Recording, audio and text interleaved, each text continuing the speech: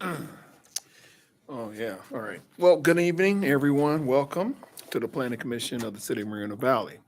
I now call this meeting to order on April 28, 2022 at 7:02 p.m. Wow. May I have a roll call, please? Commissioner Omar Kobian, Here. Commissioner Jeff Sims, Here. Vice Chair Matthew Chen, Here. and Chairperson Alvin Dugenais. Here. Thank you. I just remember that roll call used to be longer than that. At this time, the Pledge of Allegiance will be led by Commissioner Chen. Please stand. Face the flag. Place your right hand over your heart. Ready? Begin. I pledge allegiance to the flag of the United States of America.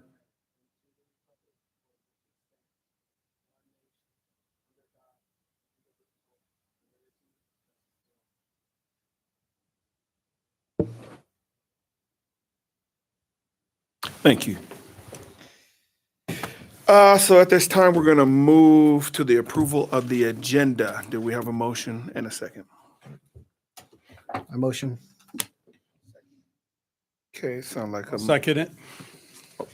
I think we, Oh, I'm sorry. okay, a motion by Commissioner Chen and a second by Commissioner Kobian. Let's see, are we going to electronically vote or roll call vote? Sorry, that was a motion by, Commissioner Chen and a second by Commissioner Kobian.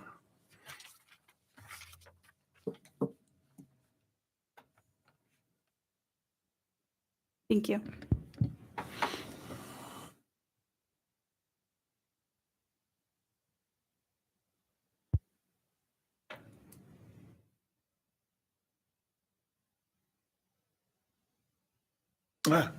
And the motion carries. So at this time, we'll have the public comments procedure. During the public comment period for each item, as well as during the public comment period for items not on the agenda, each member of the public who has signed up to speak will have a maximum of 3 minutes to speak. Any person wishing to address the commission on any matter, either under the public comment section of the agenda or scheduled items or public hearing, must fill out a request to speak form available at the door. The completed form must be submitted to the secretary prior to the agenda item being called by the chairperson.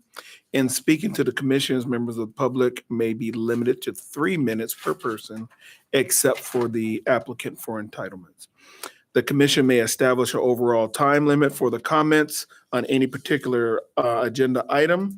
Members of the public must direct their questions to the chairperson of the commission and not to other members of the commission, the applicant, the staff, or audience. Do we have any speakers? Yes, sir. We have Miss Kathleen Dale.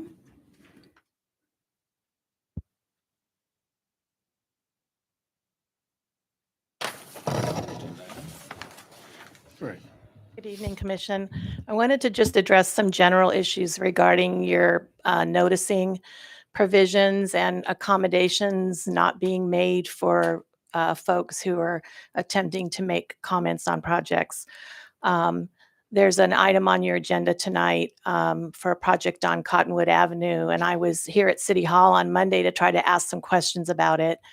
The noticing said that there was supposed to be a file available for my review, but there was no file available for review. And the planning staff particularly couldn't answer any of my questions pretty much. And then when I drove by the site on my way out, there was no posting on the site at all. And I was told that you guys were still doing posting.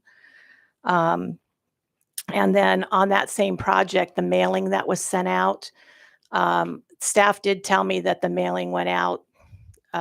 I think it went out 14 days before tonight's date, but I know the one resident that I'm going to speak about next, she didn't get her notice until last Friday. And then this same lady who's lived on Tacoma for 50 years, she is housebound. Her only means of communication is one cell phone, which is on Verizon service, which right now has been out for the last 4 days. But she did call last week to the city and spoke to someone in planning and addressed her concerns, and she was told to submit those concerns in writing. She had no way to submit those concerns in writing. And I know some of you up there know that I'm a retired planner. And so in my day when we were on planning staff, and I was on planning staff here, if we had someone call in like that, we would write a memorandum to the file about the comments that we received. So anyway, just a little bit disappointed in the efforts that the city's making to notify and to accommodate folks who want to participate in this process. Thank you. Thank you. Any other comments, speakers? No, sir, not at this time. Yep.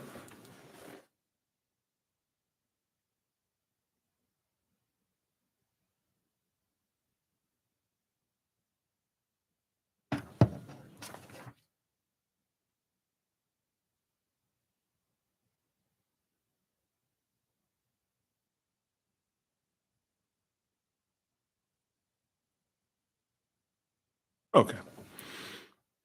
Any other speakers?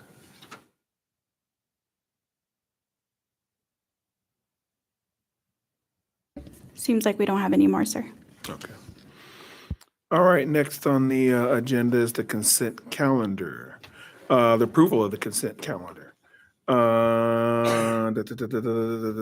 Consent, all items under the consent calendars are considered to be a routine and non-controversial and may be enacted by one motion unless a member of the commission requests that an item be removed for separate action.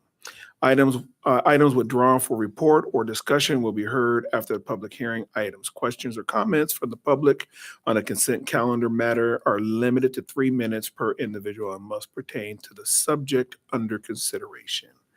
I guess, do we have any public comments? No, sir. Minutes of the April 14th, 2022 Planning Commission meeting. May I have a motion and a second for the minutes of the April 14th, 2022?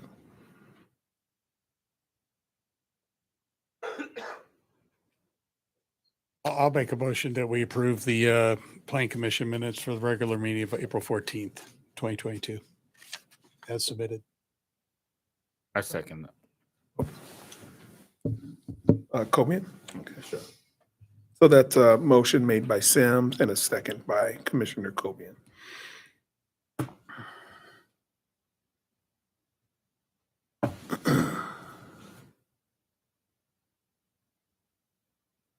The motion carries.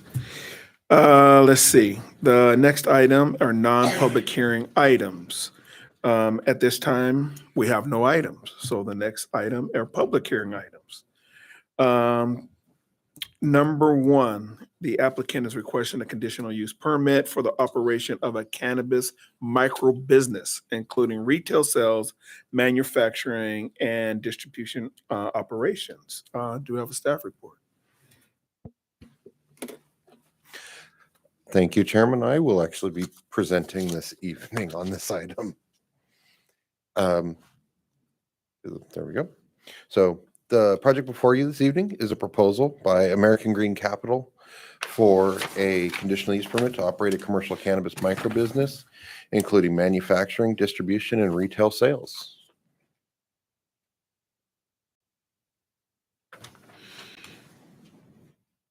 There we go.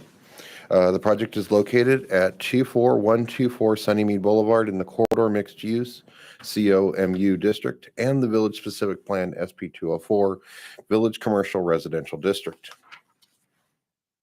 The project site will have access from an existing driveway on Sunnymead Boulevard. The project as proposed provides a total of 18 parking spaces on site where 13 spaces are required.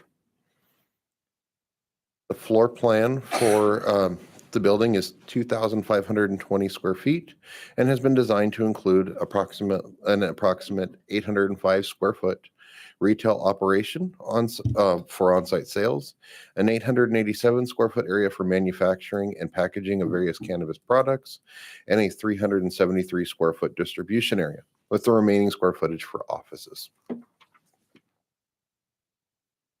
The existing building the existing building will be maintained in its current state. The applicant has noted to staff, and we confirmed that the building was recently repainted. They will ensure that through construction that they do any maintenance and do any restoration or repair should there be any damage. The building signage, as is noted on the plan, will be provided under a separate building permit in the future. Staff recommends that the Planning Commission approve Resolution 2022-20, finding that the project is categorically exempt from CEQA, subject to the conditions of approval. And also, and then staff would note that the applicant as well as staff are available for any questions this evening. Thank you. Thank you. Are there any commissioner questions for staff?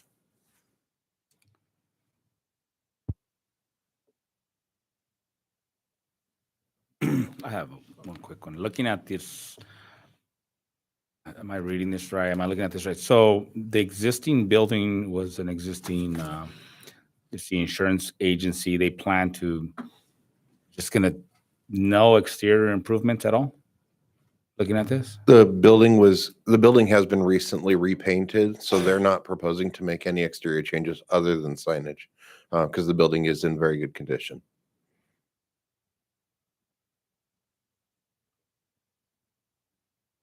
That's my only question. Any other commissioner questions for staff? Would the applicant like to speak?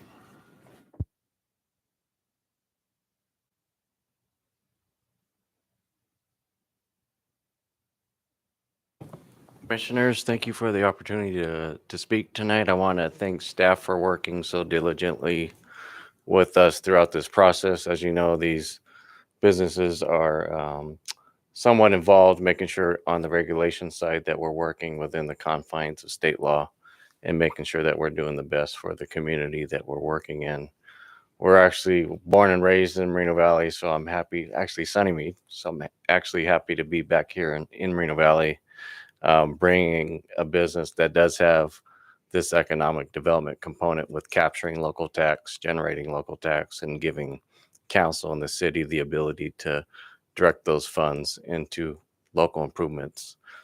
We plan on employing as much as we can from the local employment base.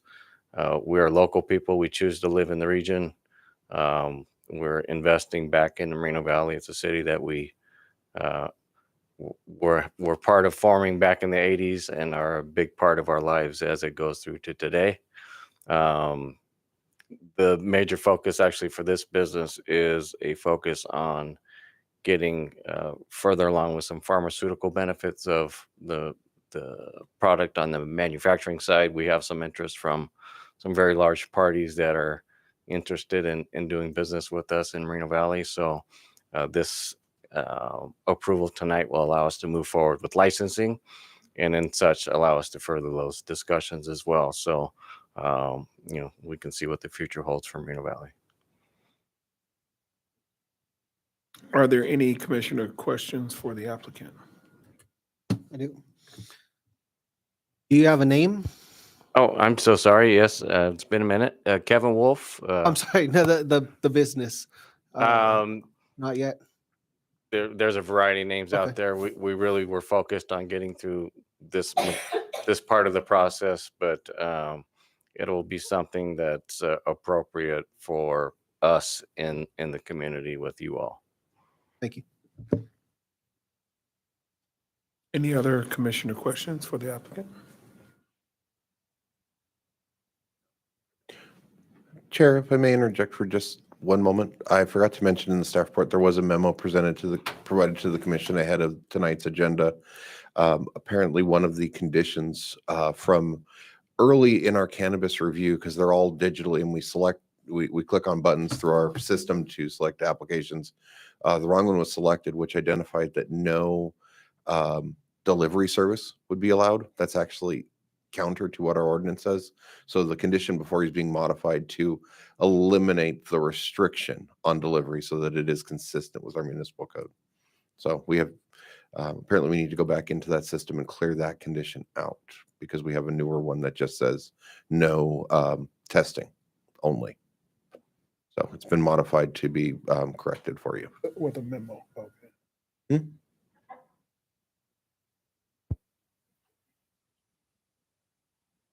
Okay. Any other questions? Commissioner questions for the applicant? No? Okay. Thank you, sir. Thank you. Appreciate it. Thank you. At this time, we will now open public testimony. The clerk will call upon each person who has requested to speak. Each member of the public wishing to speak will have a maximum of 3 minutes to speak on the agenda items. Do we have any public comments? Yes, sir. Currently, we have two. First up is Mr. Roy Bleckert.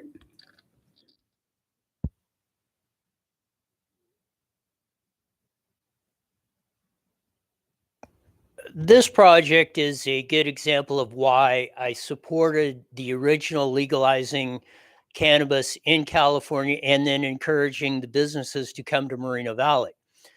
It was no more reiterated than Saturday when the sheriffs from Riverside, San Bernardino, and LA County had a forum.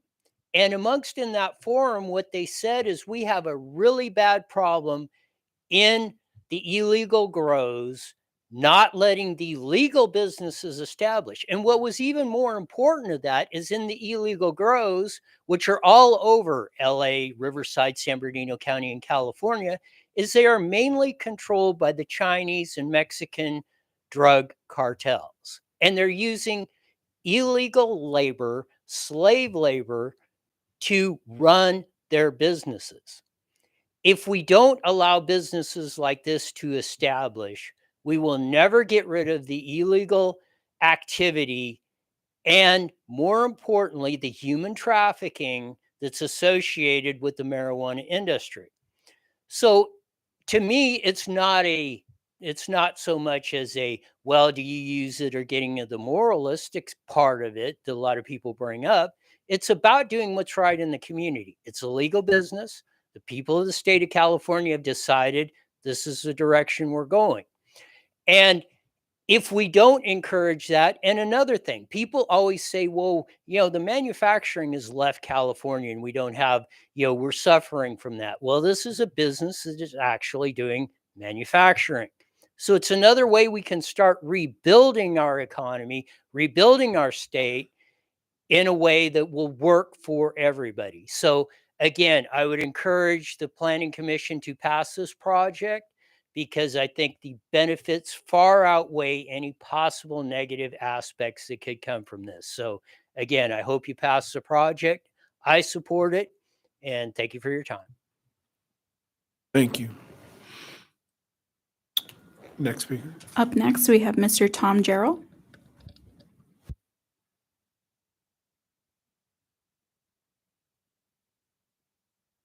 Dejanay, did I say your name correctly? Yes. All right, thank you.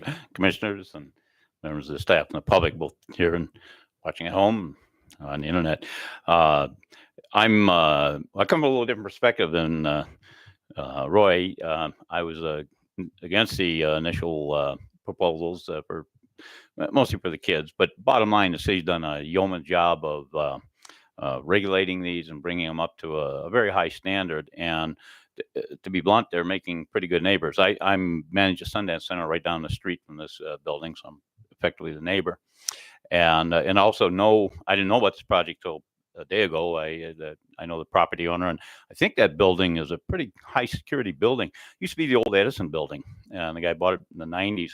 And because it was a money location, it's a pretty stout little building. So it's a little bit on plain on the outside, but it's a pretty tough little building. And it's been an insurance office. In fact, they used to do my insurance back in the day. So, but good people. And of course, Mr. Wolf, his dad sat on this commission, and I think the very first one. So they go way back, the family with their roots in Moreno Valley. But I do have one suggestion. And I don't know what it is about the boulevard. You drive there late night sometime. There were 2 people recently killed. I didn't know about the second one, homeless indigent people. And it seems to be poorly lit. And maybe one of the things we could do is get some better lighting, be private sector, but the light up there, because that corner is bad. You come around it, and luckily I'm a putt-putt driver, and I don't, come roaring down Sunnymead, particularly late at night. And one night I almost hit 3 people, and they just come out of nowhere. Then I guess they're really stoned, and these aren't your marijuana users. These guys are on some bad stuff or have other issues, but they just come out of nowhere, and then they're right in front of you. So luckily, like I said, I'm a slow driver, and I was able to navigate around or stop and prevent an accident. But better lighting would be in order, and maybe it's a conditional approval. Yeah, there'd be some cost to it, but I don't think it's going to break the project, and would improve the whole area there, because that's a tough corner, and I encourage you to go there late at night, maybe after midnight. Things slow down traffic wise, but it's if there's people walking around, it's hard to see them. So those are my comments. I support the project, and so I thank you for the ability to speak on it. Thank you. More speakers at this time? Would the applicant like to provide any other information?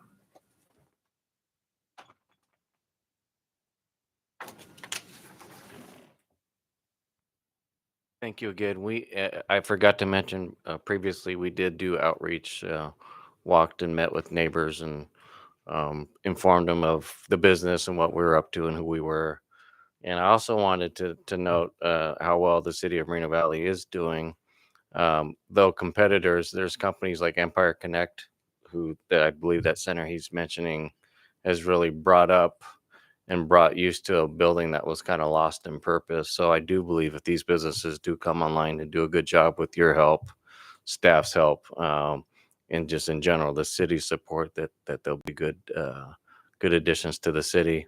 And as far as lighting goes, we're actually required, there are ordinances in place for lighting requirements. So as part of our approval process hereafter, we'll have to meet those lighting requirements to make sure we have sufficient lighting on site. Thank you. Thank you. Any other speakers? No, sir. Okay, moving right along, then I guess we'll close the public comment section there and move into deliberations.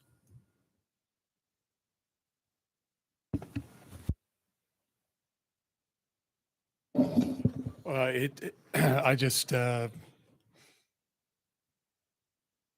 do appreciate getting the map. But one question I would have on staff on the little map showing the cannabis locations in Moreno Valley. So when you say provisional permit, what does that mean? Are they open and operating with less than something, or what is that? Just The provisional permit means that they're still going through the entitlement process with the planning division, or will be shortly going through the process with us. okay, but are they functioning businesses, or they're They have no entitlements of any kind at this stage. So they've been issued a provisional license by the finance department, and their next step will be to obtain a conditional use permit approval from this commission. and I guess fire and police have gone through the safety plan and all security and whatnot. For the provisionals, not at No, for this project. For this in front project, of me. yes. So, yeah, I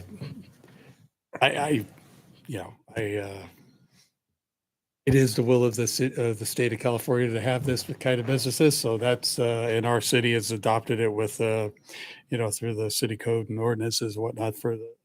So it's as long as it's fitting within the square peg fits, the round hole or whatever, it's in the right spot.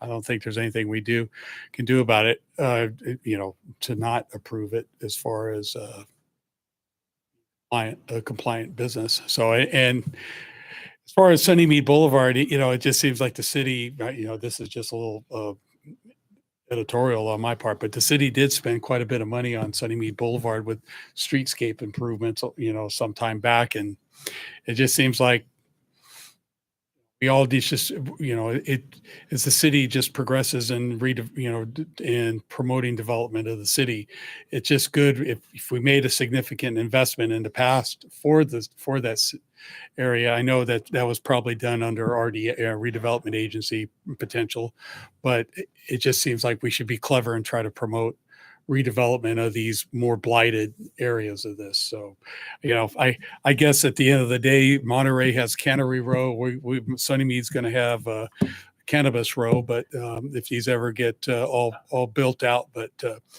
hopefully, if in all seriousness, if these all get opened and market will drive what will survive or not, but hopefully they can get more restaurants and kind of make it a destination spot. Just to wheel in and get your goods and go. So anyhow. Anyone else?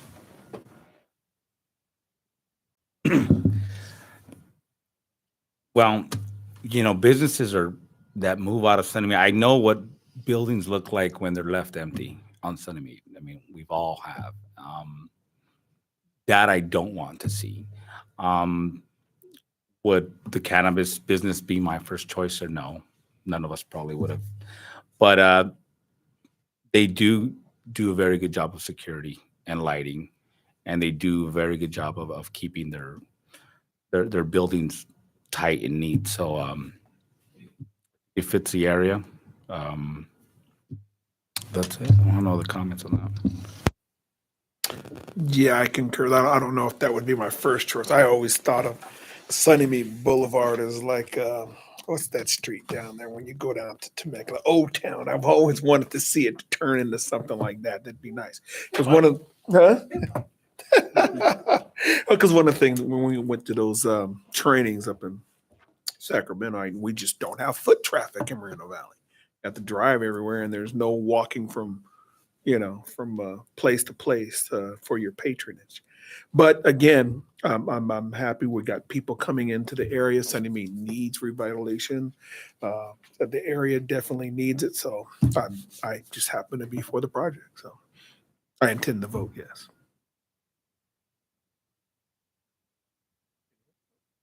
Okay. Well, then at that point that we have a motion and a second. I'll make a motion that we approve resolution number 2022-20 as modified with per the staff memo dated April 28th regarding revision to condition number 10.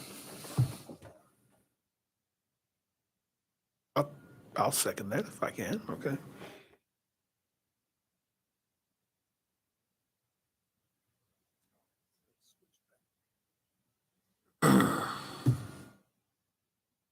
That's it. All right. The motion carries 4-0. Do we have a staff wrap up on this? Thank you, Chairman. The action taken by the Planning Commission this evening is an appealable action. Any interested party that would like to file an appeal may do so within 10 days of this action. If an appeal is filed, it must be in writing and directed to the Community Development Director, stating the specific reasons for the appeal, along with the appeal filing fee. If any appeal is received, it will be agendized for a public hearing before the City Council. Thank you. Thank you. All right, we're moving on to item number 2, where the applicant is requesting approval of the following entitlements: tentative tract map 34544 to subdivide 9.4 acres into air spaces for condominium purposes, and 2, a plot plan for development for Cottonwood Village project consisting upon 23 fourplex buildings, 92 attached family units with the associated amenities and the public improvements. Do we have a staff report? Thank you, Chairman. The presentation this evening will be made by Contract Planner Kurt Corey. Thank you, Sean. Good evening, Chairman, members of the Planning Commission, and audience.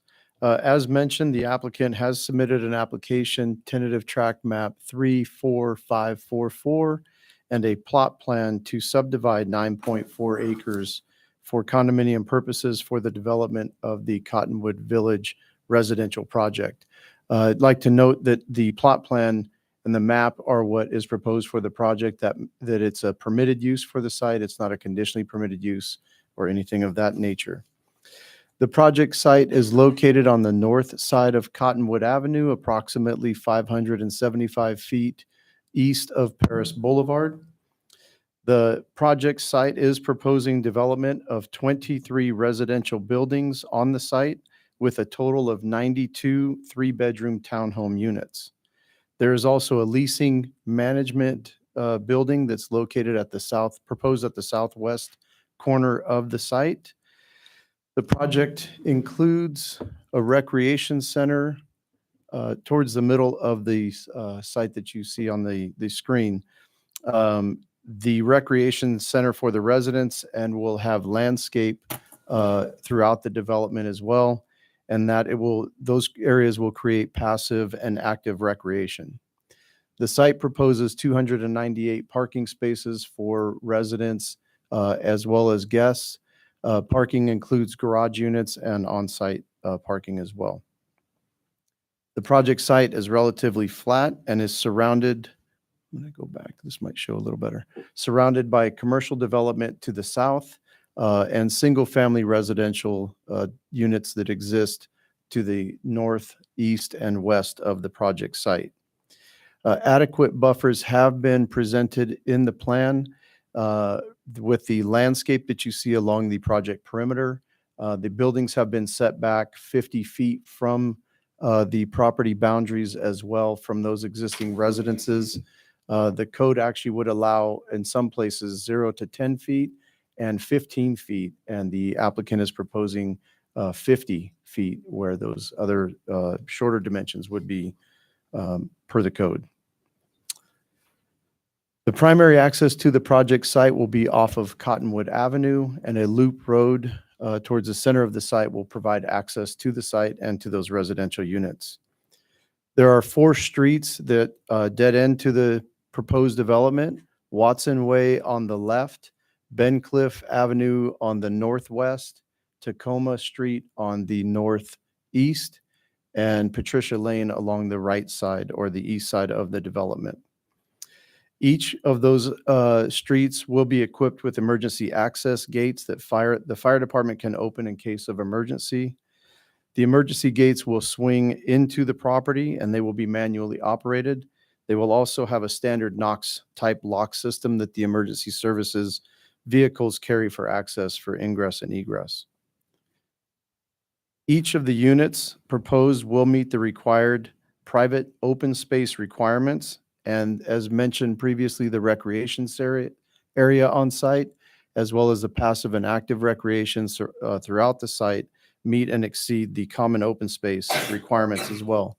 Again, pointing to the center of the exhibit, the site amenities include a pool, a community room, mini soccer field, and outside gathering areas.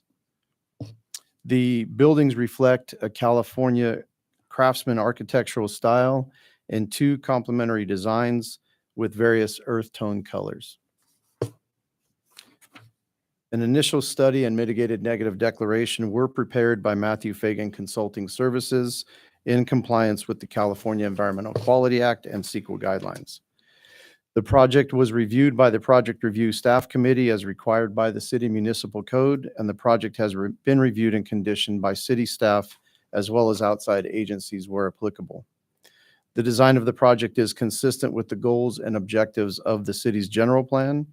Through appropriate conditions of approval applied to the project, the developer will be required to create a homeowners association, creating a body for maintenance of those common areas as well as the roads, landscape, and the project is required to implement landscaping, walls, and fences according to the municipal code.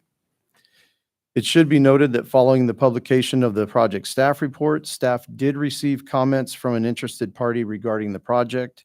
A memo has been prepared and provided to you this evening, including the comments that were received. And that person who prepared the comments is here to speak on the project this evening. Staff also received a phone call in opposition of the project. And staff would also like to note that we did receive confirmation from our sign posting company that the project site was in fact posted. City staff have reviewed the project and the project has been conditioned accordingly. Staff recommends approval of the project in accordance with the recommendations included in the staff report. The applicant is here this evening and staff and the applicant are available for the commission should you have any questions. Staff recommends approval of the project. Thank you. Are there any commissioner questions for staff?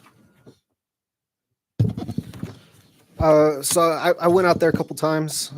Really wanted to see it at different times of the day, traffic and whatnot. I saw on Tacoma on the street sign, it says private on that street. Which other streets are private? I will refer that to our Public Works Department for a response. Good evening. This is Clement Jimenez with the Land Development Division. Ben Cliff is a publicly dedicated street, but not accepted. So that means the city does not maintain the street.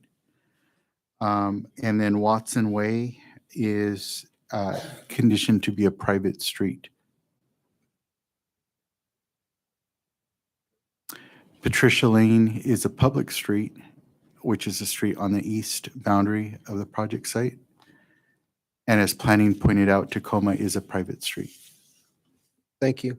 So being private, who the citizens maintain those roads, correct?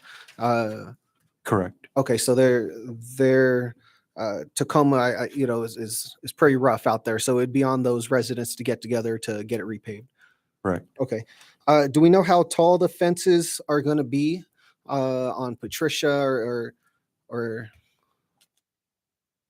6 feet. 6 feet? Okay. Correct. And then, sorry. Okay, so right now, as we go out there, on Ben Cliff, there's a chain link fence. On Tacoma, there's chain link fence. And then there's a berm created on the opposite side on the field of Tacoma.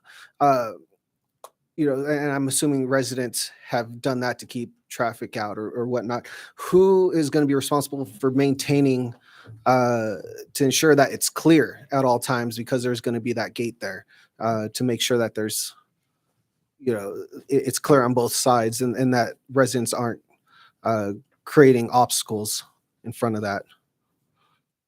Is that on the city? Are you referring to both sides of the street or on the project site? Well, I'm side? sure on the project site, there's no problem. I'm talking on the residential existing roads right now.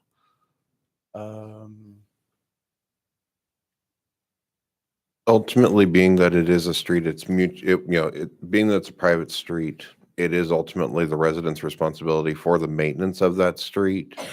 Again, the existing chain link fence will ultimately be removed as part of this project in order to install the appropriate access arms to ultimately, prevent through traffic from going into these neighborhoods.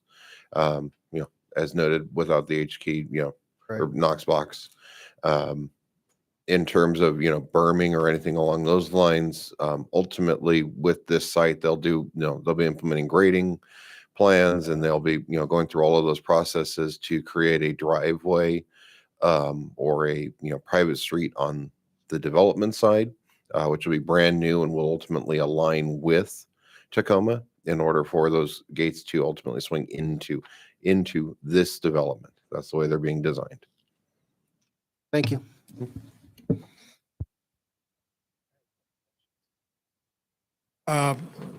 What is the city standard for on a street, on streets for fire without having a turnaround or a hammerhead or, for an appropriate, like for instance, on this, what is the name of the streets, Ben Cliff and Tacoma.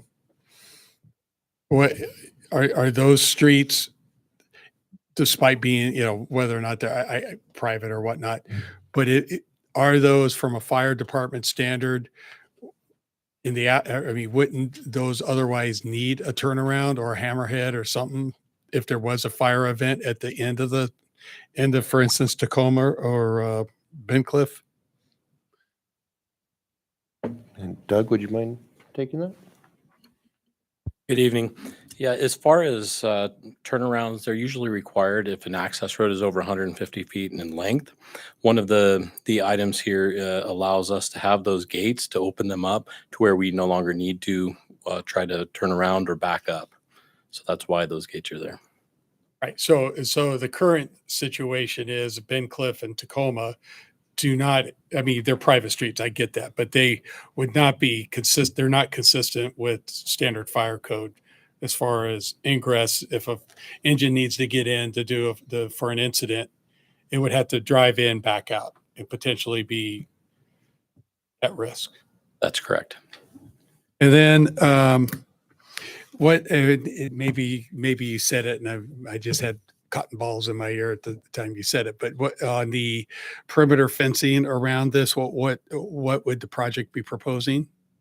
They're proposing a combination of block wall and wrought iron out towards the frontage at Cottonwood, and then block walls on the northeast and west side, with the exception of the access gate areas. And they'd be solid 6-foot masonry. Yeah. Okay.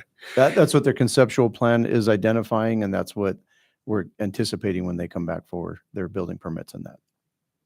Yeah. I would think that would be a requirement, not Yep.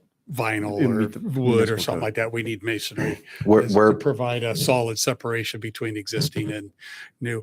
Then the other question I have is what are the setbacks from the property lines on the northeast and west from existing, from the, so you're going to build a two-story, it's proposed for a two-story fourplexes. If you're up on the second floor looking out the window, what's the distance from that view shed to the 50 feet.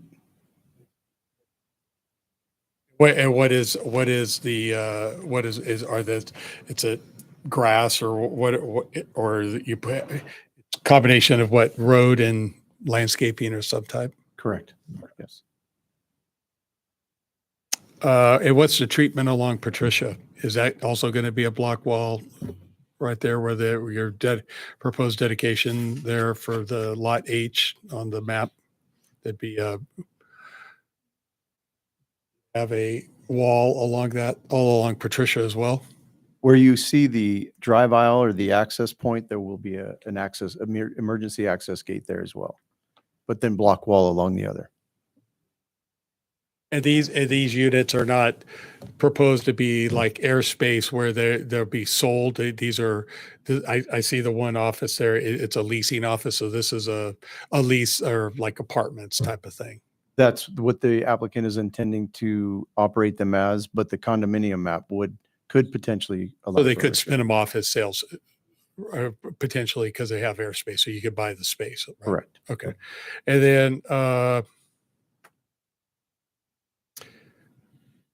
so what is the current zoning? Because so we're packing in here, 94 units or something? Is that, so what, it's R5 is around it. What is the exact, or did I miss it in the report here? No, it's corridor mixed use is the zoning designation, which actually would allow 15 to 25 dwelling units per the acre. Okay, so that's why we're not seeing a change of zone with the Correct. entitlement process. Correct. Okay, that's it. Thank you. Any other commissioner questions for staff? Oh, there was one. I'm sorry, I did have one more. So, so is this going to be master metered for the water, or is it going to, or are they setting this up to be individually for each unit to be metered for water, individual water meter, electric, gas, all that? I will defer to the applicant to answer that question, Okay. if that's okay with the commission. Any other commissioner questions for staff? I have one. It's Watson Way. That's not a private street, correct? It is. It is Birchwood and Watson Way? The existing Watson Way is a public street. It's a The- public street. It's a public street. The developer is proposing to make it private from their west boundary as it curves down to their south boundary. So the knuckle that you see there in the southwest corner of the project, that portion of Watson Way within this project boundary is scheduled to be a private street. Couldn't that be an access? I mean, if I live at the end of Watson and Birchwood, I would love that entrance. It could be, but actually, the request or the design for this was actually made by the applicant at the request of the ownership that live along Watson and Bencliff, Oh. concerned about pass-through traffic, similar to the concerns from Tahoma, or Tahoma and Bencliff. Okay. So that's actually why it went this way, was because that was actually the desire of the residents. The resident. Thank you.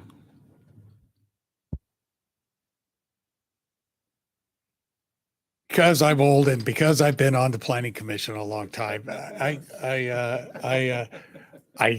tend to my memories are coming back. I think we've seen a version of this some time ago. What did that get approved, or it's a redo, or what? Or am I just imagining this? To be honest, I don't have the exact answer on that. That was before my time with the city. So I do not have the exact actions as they went through between Planning Commission and City Council and what the final action was. Well, I Michael, bet do you you somebody know? will remind me. Yeah. My recollection, Commissioner, is it was approved, I believe, at Planning Commission. It did go to council, but it was withdrawn at council, is my recollection. Okay. Well, I bet you we'll get more information on that. So, all right. Okay, any more commissioner questions for staff? No? All right, would the applicant like to speak at this time?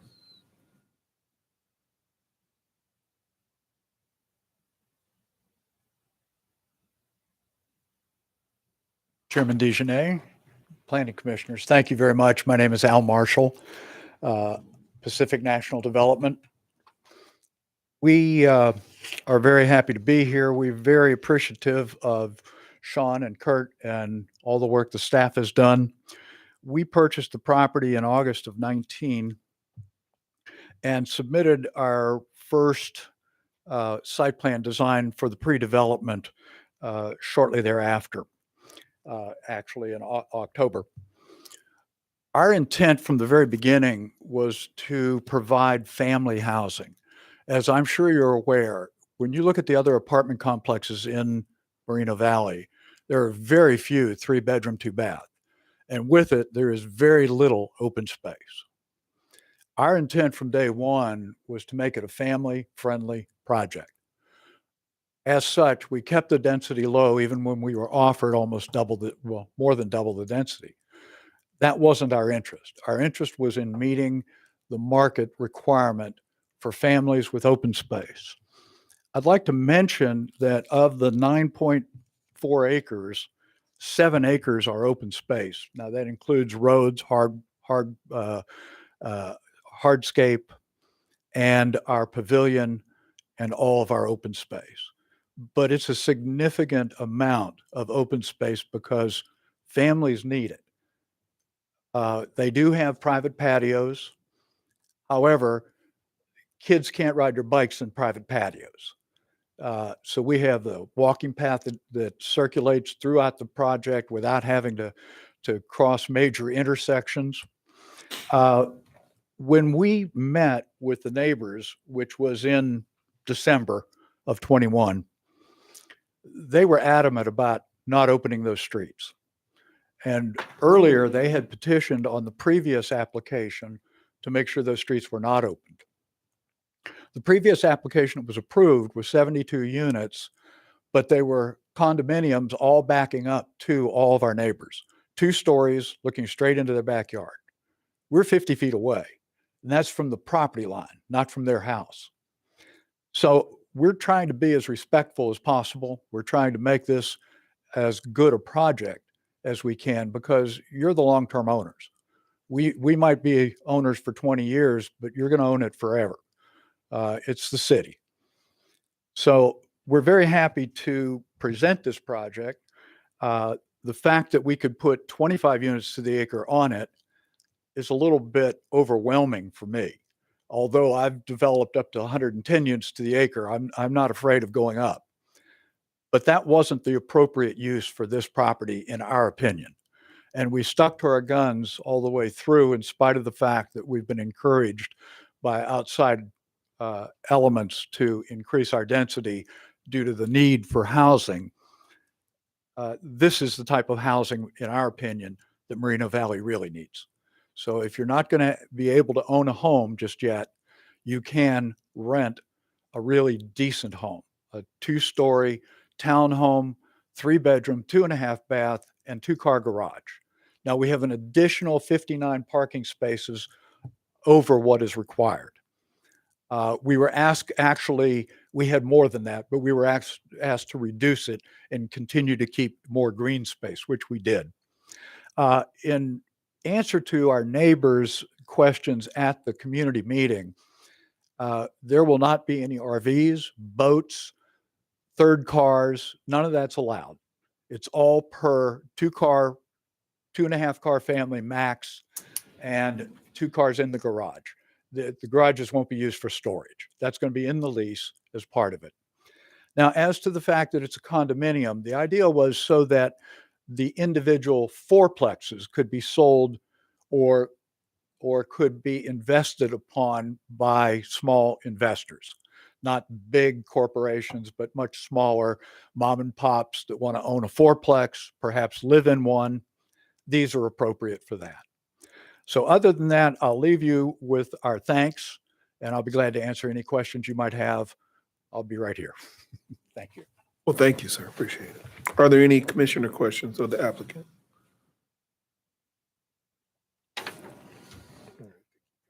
Got my question right away. Okay, well, at this time, no questions? No. Make sure, okay. At this time, we'll open the public testimony. The clerk will call upon each person who has requested to speak. Each member of the public wishing to speak will have a maximum of 3 minutes to speak on an agenda item. Do we have any public comments? Yes, sir. We have 6 speakers. First, we have Ms. Kathleen Dale, and then we'll have Mr. Roy Bleckert.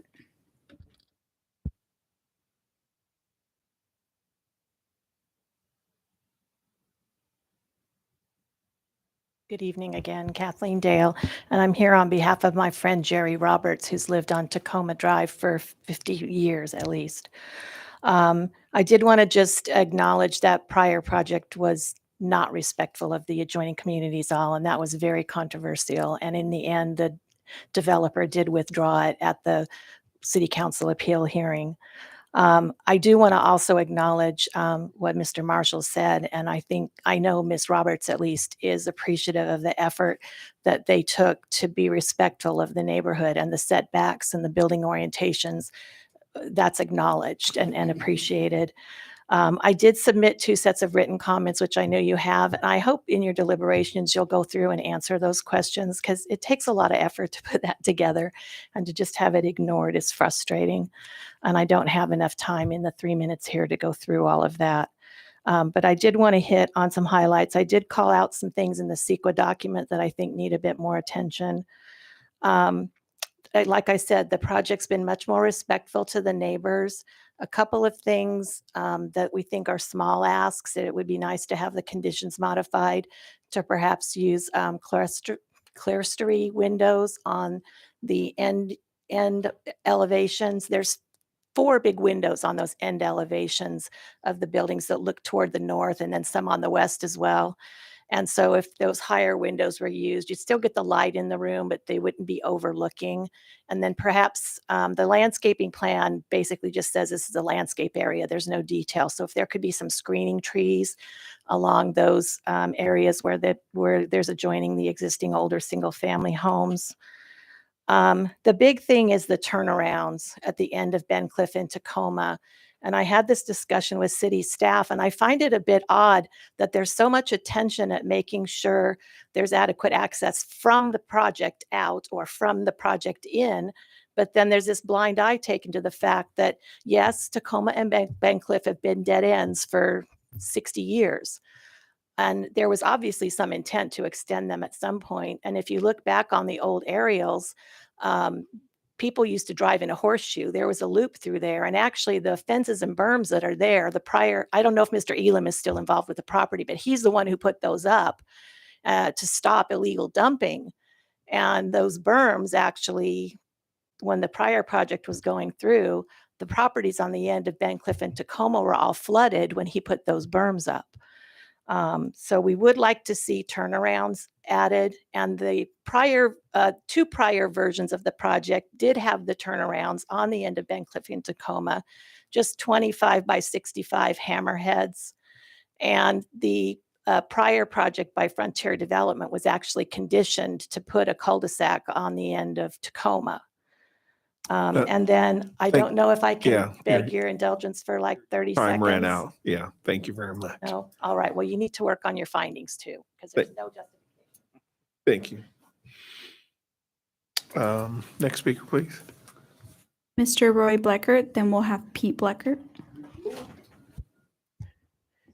Having owned the old Triangle concrete plant, which is right across the street from this project for many decades, I can tell you the proper signage has been posted on the property so you can judge the credibility of the people that say that it isn't when it comes up. I would also like to add, I've been in this area for parts of 7 decades. If we had developers that were concerned about the community as this company is, this place would look a lot different. As you and this planning commission passed, they could have put 250 or about 250 units on this property, and they're only putting 94, and very high quality, very great. We could have gotten another developer could have made this, in my opinion, a very bad project for the area. This project is probably, I don't know how you could get it any better. I never say never, but judging from all the concerns and everything they put in and the way they went about it, I don't see how we could get a better project in the city of Moreno Valley than what's been proposed. Along with that, it's going to fix the north side of the road, which has been a very traffic problem, as Mr. Sims could probably know about. We have an elementary school on the other end, and that's going to put through traffic all the way through from Kitching to Paris Boulevard, mitigating as best we can on that side of the road the traffic problems on that end of the road. So that's just another plus we're going to get once this project is done. So again, from all the stuff that was put together on this project, where we could have been and where we're going, again, being there, this is probably the best design, best project I've ever seen come through in Moreno Valley that could be put in that particular piece. And I want to commend the developers, because they even said they were encouraged to increase the density on this project, and they didn't. They could have put stack and pack like everything else and all the adjacent problems that come with that. They could have done that. And they said, no, we're going to build a quality project, and we're going to build it in Moreno Valley. So again, I hope the Planning Commission passes this project. We can get on with it, fix a lot of problems, and everybody will move forward. And I believe we'll all benefit if this project goes through. Thank you. Thank you. Up next, we have Pete Bleckert, and then Brian Sotomayer. I come here to support the project. Been around a few years, probably longer than most of you been here, but that road, when I used to be a kid, was all dirt cottonwood from Edgemont to Marino, and there was nothing there. Project's going to improve the neighborhood. I think it's probably as good as a project you're going to get. Like I say, the biggest thing I like about it is it's going to improve the traffic. I don't know if you've been out there every morning when everybody from the school is trying to get out on Paris Boulevard. The cars are lying clear past the county's yard, clear past our yard in the county, sitting there. And people have skidded off into that ditch and everything else because they're in such a hurry to get out of there. So as far as the traffic deal, it should be passed just on account of the traffic. So in my opinion, it should be. And just a personal, this is a little personal to me. I've watched them before. Everybody comes up here and wants to tell you their pedigree and how great they are. I've been through a lot of it. I know what it is. Been there, done that. And sit up here and act like they're superior to everybody else does insult the whole city. Thank you. Up next, we have Brian Sotomayor.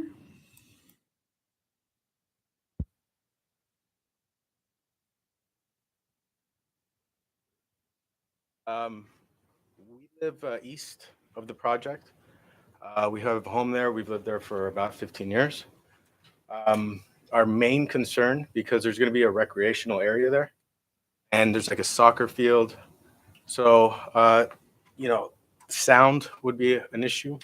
So requesting maybe a higher wall, not only for that, but during construction, for any dust that might go over. If you could put maybe trees alongside that wall for privacy. Our concern, we're okay with the project. We're happy to see the city grow.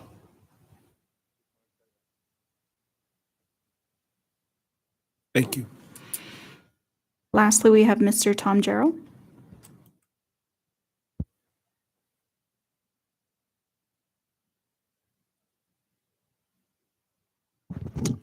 I'm Gerald. Again, speaking on behalf of myself in this case, Chair Dejanay and Vice Chair Chen, sorry I didn't acknowledge you earlier. I'm still learning the new commission there, and members of the staff and the public.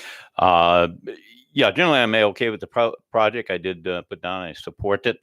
It's a good project, a lot of commendable things brought forth by the developer. The reason I stuck around and signed in to speak on it was the basic configuration of fourplexes, and the developer did say on the record here tonight that they want the possibility, or it could be a possibility, of selling off the buildings individually. And I can tell you, just look at Edgemont.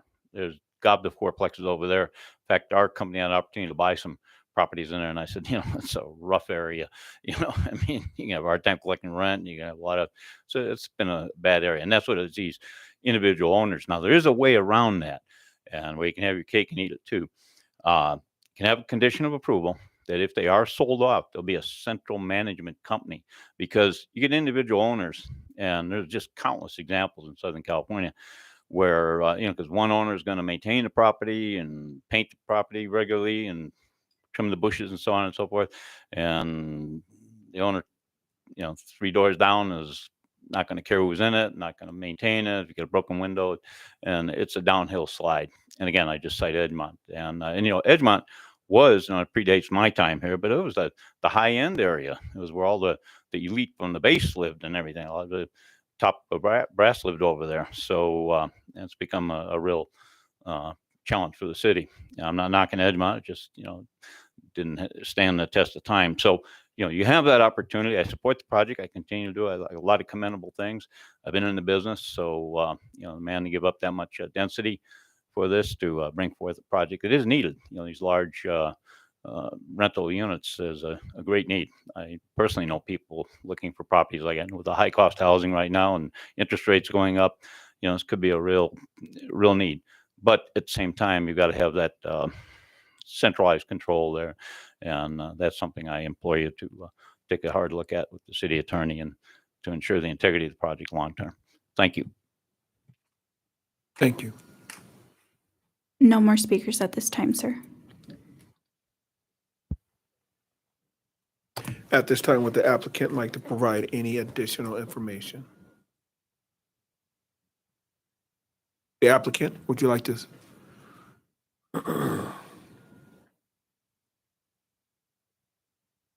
Thank you very much.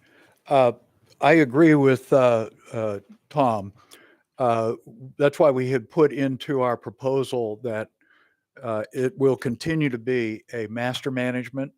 And should there be individual units, fourplexes sold, they will be under an HOA. So it will be master managed. And I agree with him that you don't want individual owners not taking care of their property. So that's well within our site also. The gates are there for the purpose of allowing fire truck. The fire trucks don't come into properties that they can reach with a 150-foot hose. They don't like to back up under any conditions. That's the reason we put in the gates, so that regardless of which side they come in, whether it's our side fighting a fire, by the way, ours will all be sprinkled, or come down Tacoma or Bencliff or Watson, they won't have to turn around. They can service the homes in that area and then go through the gate and go on out our entrance. Other than that, we're real happy with what we've got. We're real happy to be a part of this community, and we hope you will approve our project. Thank you so much. Thank you. Chair, we have received one public comment that was late after the applicant was asked to give presentation. It's at your discretion this evening if you'd like to hear that. Ultimately, I would offer, if we do hear that comment, to allow the applicant another opportunity to rebut. Absolutely. Public testimony is still open at this time, so that would be fine. I live on Watson Way.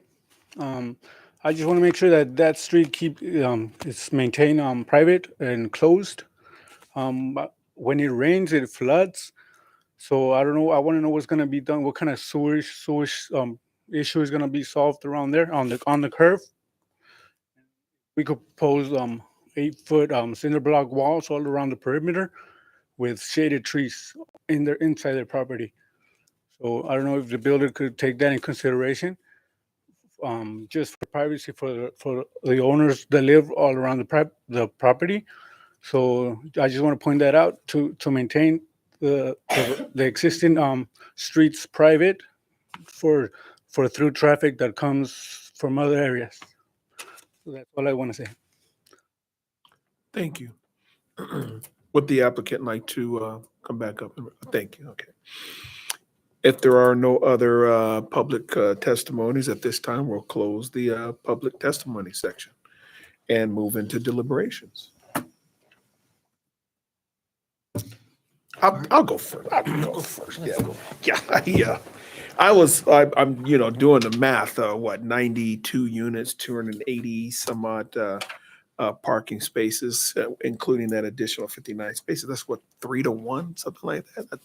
That's pretty good. A little more, 3 and some change, Not including the garages. Yeah, I have to see that 0.2 car, 3.2 cars, but including the garages. And that's one of my concerns. I see a lot of apartment buildings coming or multi-unit come in, and parking spills out into the street. It doesn't look like that's going to happen in a place like this. You got your garages plus, wow, that's pretty good. So I commend the applicant for, wow, you just don't see that, most applicants are going to come in and say, I need to collect that money and make it really dense. And so just kudos for that.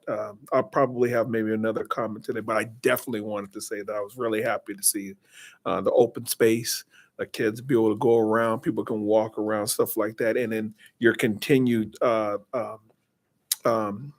just willingness to work with the committees. And I would commend you as well, because some of the public has spoken, 8-foot walls, maybe some trees, stuff like that. They're real concerned about their privacy. And so it seems like you're willing to work with them, and I would continue to talk with the public to see if there's any other way that you can increase your generosity there. That's my spill on it. So it's a couple things. I see that the pool, the rec center, I think it's building 20 is going to be between the residents, existing residents, and that rec center. So I think there's adequate distance there to kind of mitigate the noises. So I just want to bring that up. I think this is a good project. I think that, look, I understand, the growth is hard, but we're approving warehouses, we're approving other things, saying that we need to bring jobs to the city, but where are we going to house those who are coming? We want to keep that money here in our city, and to have a complex that allows for renters, is a great thing. I mean, we can't all be homeowners. Some people need to rent, and that's okay. And we need those options. And I think this is a solid project, something brand new in our city. It's going to develop this empty field. I think they have a plan in there to mitigate that flooding. And they're looking at all the angles, and I think they're doing a good job at respecting the existing neighbors, being that they could have gone up to 0 feet setback, I believe, and they maintain that 50-foot setback. So I think they're doing a good job there. I like it. It's hard to have change, but it's necessary for growth. I'm gonna go back to what chairperson said one day. If you live near an open lot, better believe that something's gonna be built on that open lot eventually. I'm in the construction industry myself. I've been doing it for many years. You do not see development like this too often. I think this could actually be an example of what us as a planning commission should expect. I live in a one-story home, and my neighbors, both to the left and the right of me, are two-story homes, and I wish they were 50 feet apart from my property line. They're not. That's the neighborhood I live in. That's just part of it. For these buildings to be 50 feet from the property, that's a substantial distance compared to any other residential. I visited many different developments recently, condominiums and apartments as well. They don't look like this at all. The fact that they have so much space and landscaping between the buildings, the idea of people being able to rent these homes, these are pretty much homes. I don't look at these like apartments at all, with a place for somebody or child to ride their bike. And one of the biggest things is that the sidewalk on Cottonwood. Geez, how long has that been needed?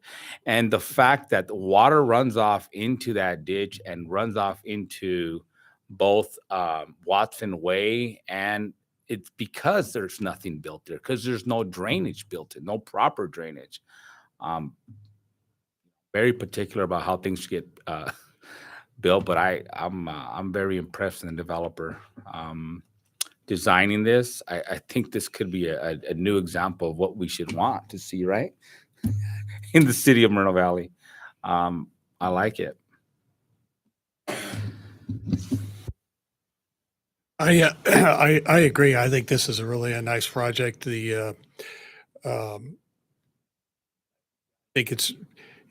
I agree with the chairman that if you do live next to vacant lots, that something will roll through. I am a firm believer that as a planning commission, we should be sensitive to compatibility of the use and type and feel, and be respectful of the existing uses adjacent to the vacant property. I think this is a significant effort to accomplish that.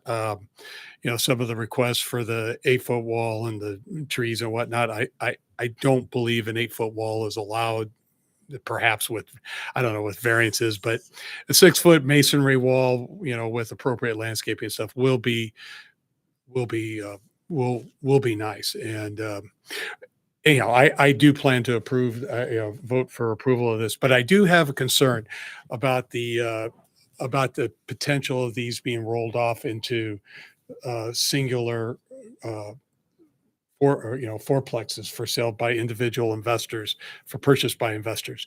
So I guess, I mean, and I don't want to drudge up, but there's properties along Paris close as you go between, I want to say, it's getting closer to the Home Depot over by, I mean, those are just, you see a for sale sign. I don't know if those are duplexes or fourplexes, but they look generally in disrepair and something that you go, that's probably not something we would want to have repeat in our city. So I guess I'd like, city attorney or something to explain how that is is there covenants, conveyances, restrictions or something? What's the legal mechanism to absolutely make sure that the city has control, that these aren't just sold off? It'd be the worst thing. I mean, the architecture and stuff you see on the layouts are awesome. I mean, this is just fantastic. But then, 20 years from now, one's yellow, one's red, one's green, oh, I don't like that. Yeah, whatever. And so what is the legal mechanism that the city has to control that? That would be accomplished through imposing a condition of approval that requires them to include in their CCNRs those regulations, and the condition should provide that they can't change those CCNRs without the consent of the city. That's something that you could quickly and add or draft up so we could include it as a condition. And I would certainly want the applicant, if the chair so inclined, to be able to rebut or say heck no, but whatever. Yeah, Sean's writing it down right now. But that would be my only concern. We do not want to perpetuate potential, or we don't want to create the potential for a slum. Absent that, I think it's a wonderful. I think it's wonderful. I had thought about the same thing because then you get a company come in, they buy up 2 or 3 of them, then you turn in a HUD project, and right, and then it all goes downhill from there. Yeah, you know what? Okay, staff is saying they got the gist of it, and we will draft a condition of approval. So it will be tied to a requirement that they have this condition of approval memorialized in the CCNRs, which can't be changed without the consent of the city.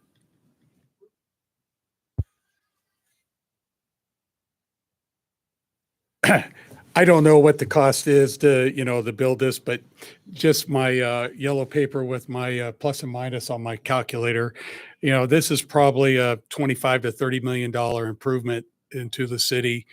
And so, there's probably $200,000 or $300,000 of assessed valuation that we'll see property tax increment coming to the city, which is a bonanza. And then even more so is the point of sale, or you'll get the sales tax revenue, because you'll have 94 families living there, purchasing, buying, living, and doing things in the city of Moreno Valley. So, this is probably a $500,000 a year add to the city.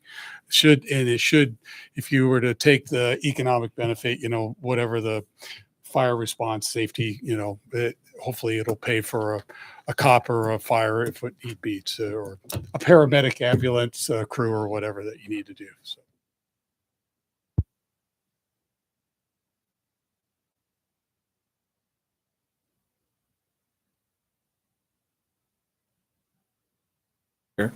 And before we make a motion, I think we need to know what that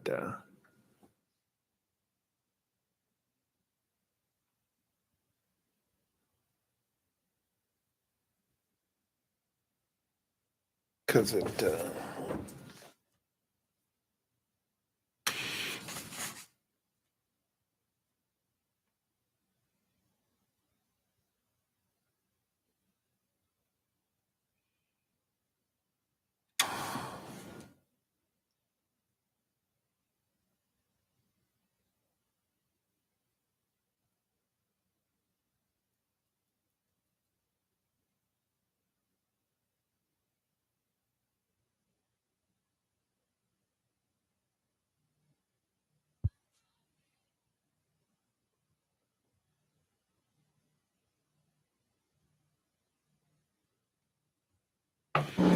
Chairman, staff needs a little more time to do this, but we know the gist of what you want. So we'll come up with a condition. We'll go through the city attorney's office to make sure that we have addressed your condition.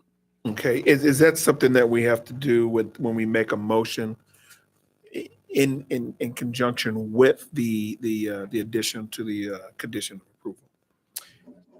Or do we just make the motion as is? You would make the motion with that additional condition to address the comment that you had in the CCNRs. Yeah. I know the public comment's closed, but I would just out of respect, because we're kind of doing a little bit of ad hoc in here at the dais, if the applicant has any objection to us adding a deed, CCNR restrictions or something like that.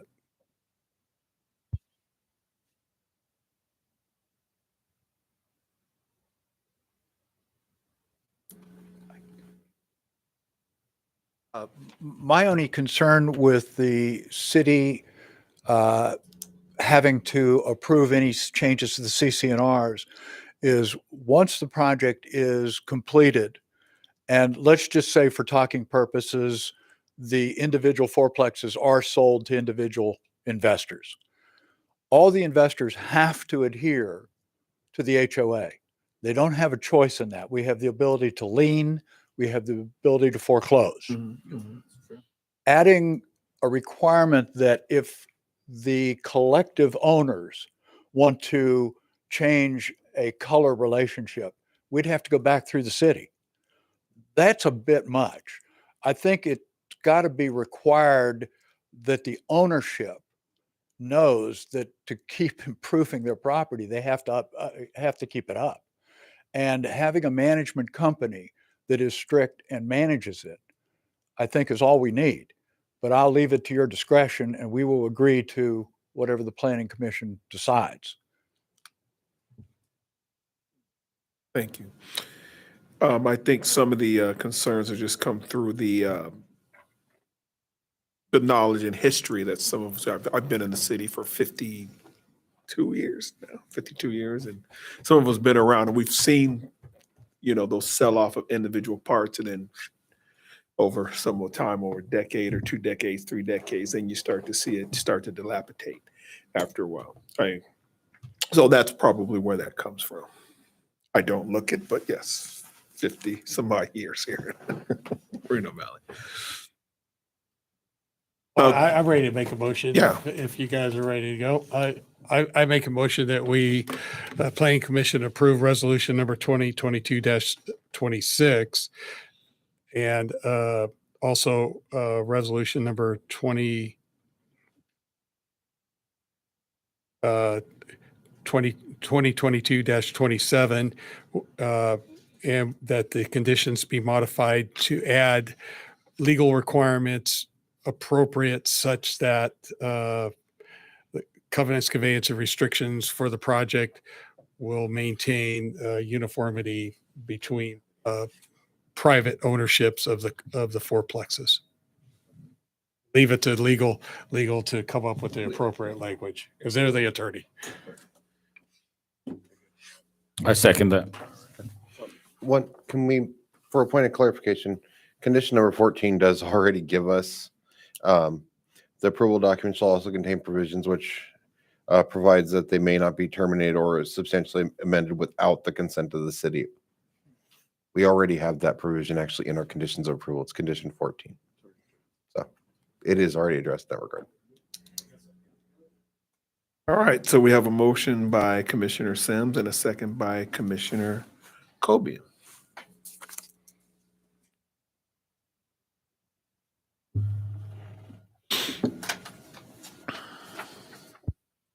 I was going to take a guess. The motion does carry. All right, do we have a staff wrap-up?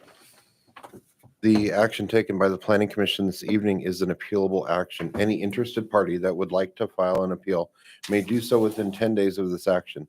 If an appeal is filed, it must be in writing and directed to the Community Development Director stating the specific reasons for the appeal, along with the appeal filing fee.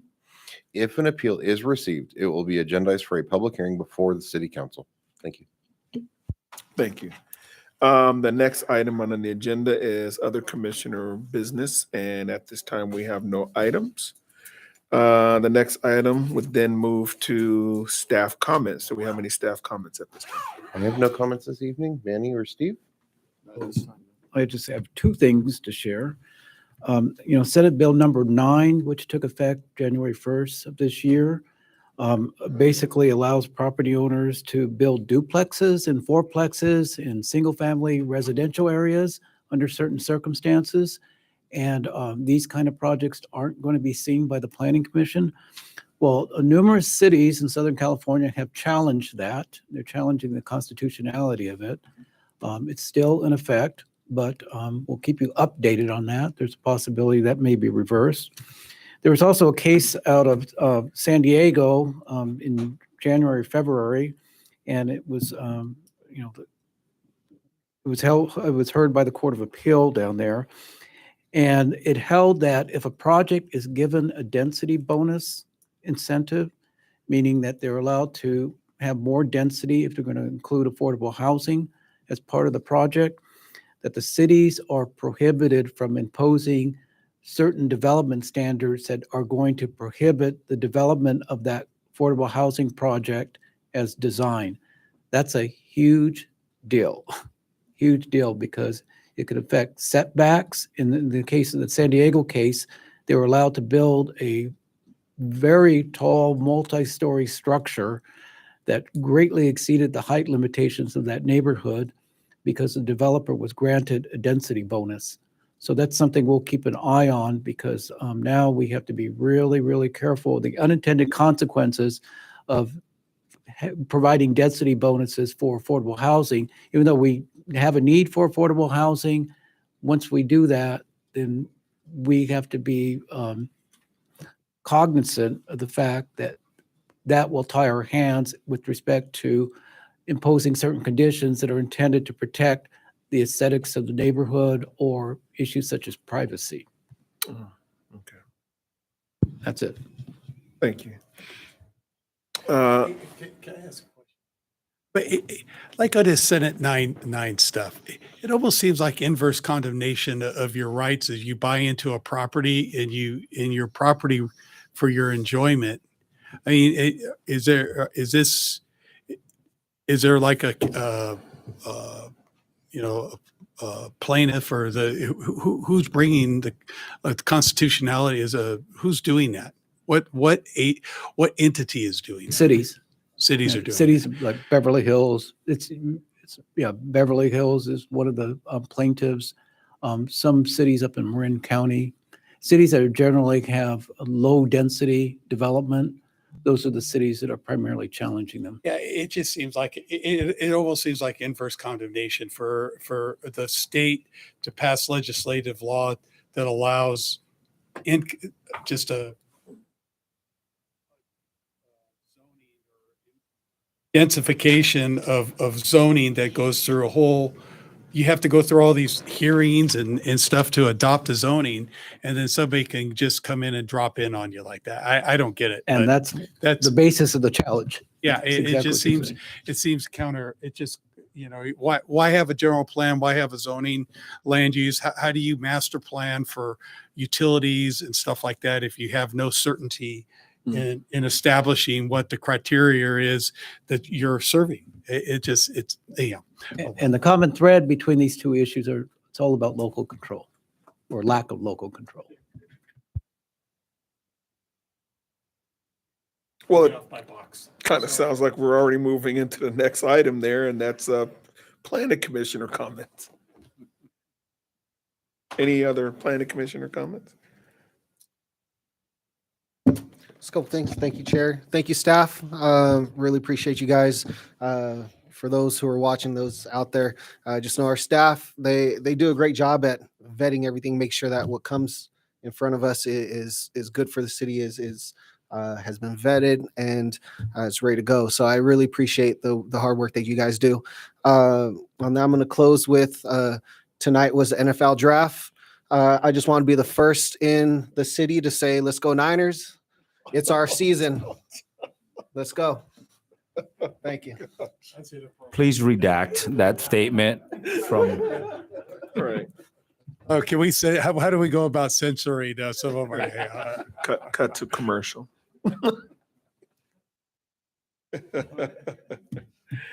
Okay, well, if we don't have any other planning commissioner comments at this time, the planning commission meeting is adjourned at 8:32 p.m. Go Rams.